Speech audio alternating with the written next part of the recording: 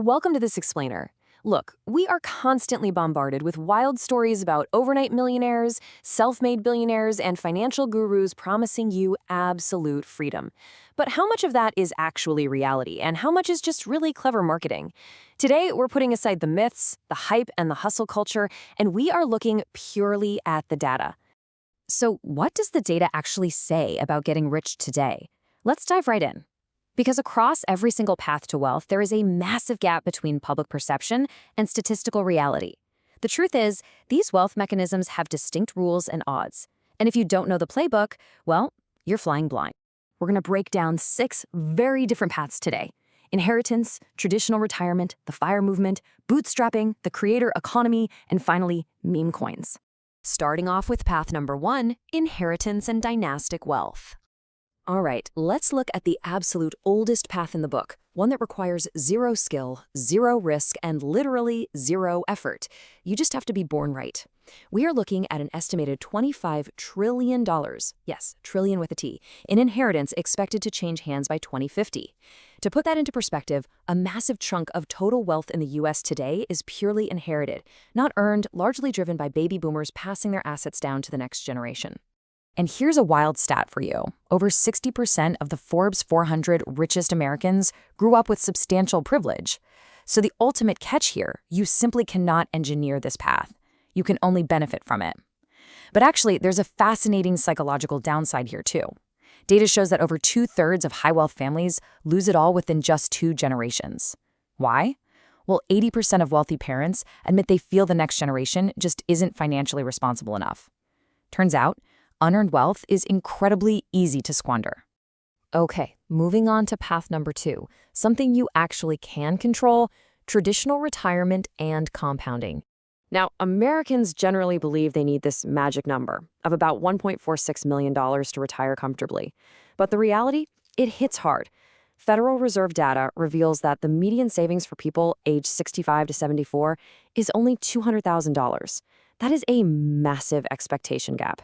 In fact, over half of American households have literally zero dedicated retirement savings at all. This traditional path requires immense, decades-long discipline. But for those who do save, the superpower of this path is time. Look at the ruthless math of compounding here. If you invest 10 grand at age 30, assuming a standard 7% return, it balloons to $106,000 by age 65. But if you wait until you're 45 to invest that exact same 10 grand, it only reaches $38,000. So time is absolutely your greatest asset, but honestly, it's also the biggest weakness of this strategy. It demands 40 years of extreme patience, and the payoff happens almost entirely at the very end of your life. Which brings us right to path number 3. Financial independence, retire early, or the FIRE movement. So what if you want to completely bypass that 40-year waiting game? FIRE flips the traditional timeline completely upside down by pushing savings rates to 50, sometimes even 75%. The core math behind this is actually wild. If you can maintain a 50% savings rate, you can retire in roughly 17 years from literally any starting point. The formula is pretty straightforward. Accumulate 25 times your annual expenses, and then follow the 4% rule. Meaning, say you save $1 million, you can safely withdraw $40,000 a year. Easy, right? Well, not exactly. The lifestyle cost during those accumulation years is absolutely grueling. Plus, retiring at 50 means you might face around $380,000 in healthcare costs before Medicare even kicks in. Because of these harsh realities, only a tiny fraction of people who attempt FIRE actually pull it off, and it's super common for early retirees to just end up going back to work. Next up, path number 4, bootstrapping, specifically the Spanx model. Let's shift gears to entrepreneurship. Now, we constantly hear about massive startup exits, but we often fall into the survivorship bias trap.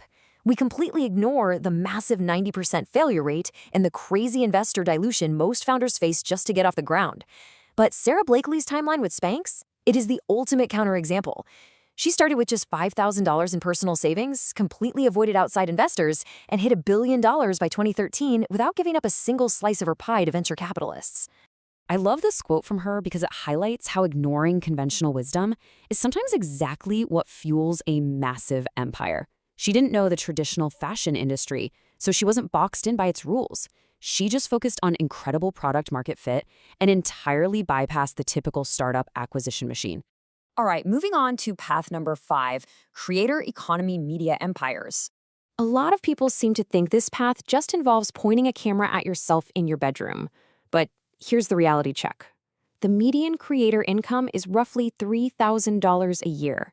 Let that sink in. Meanwhile, the top earners are operating massive media conglomerates. Just look at Mr. Beast. Forbes estimates his 2025 earnings at $85 million. But the counterintuitive part? His main YouTube channel actually lost $80 million. It's his physical products, like Feastables chocolate, that are actually paying the bills. So, the real model here is that for elite creators, YouTube is essentially just a top-of-funnel attention engine. The platform is a giant billboard.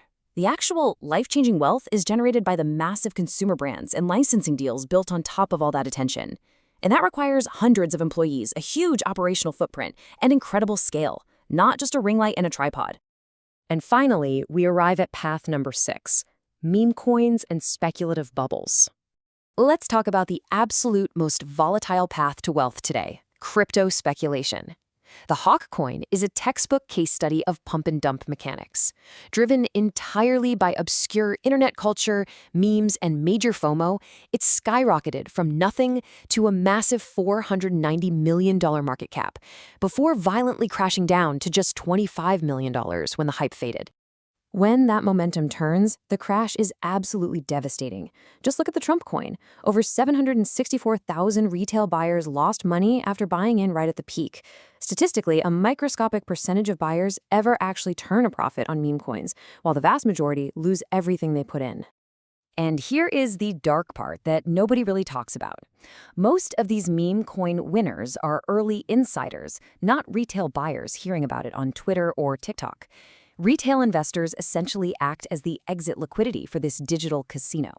By the time a coin hits your social media feed and goes viral, the insiders who created it are already cashing out and selling their bags to you.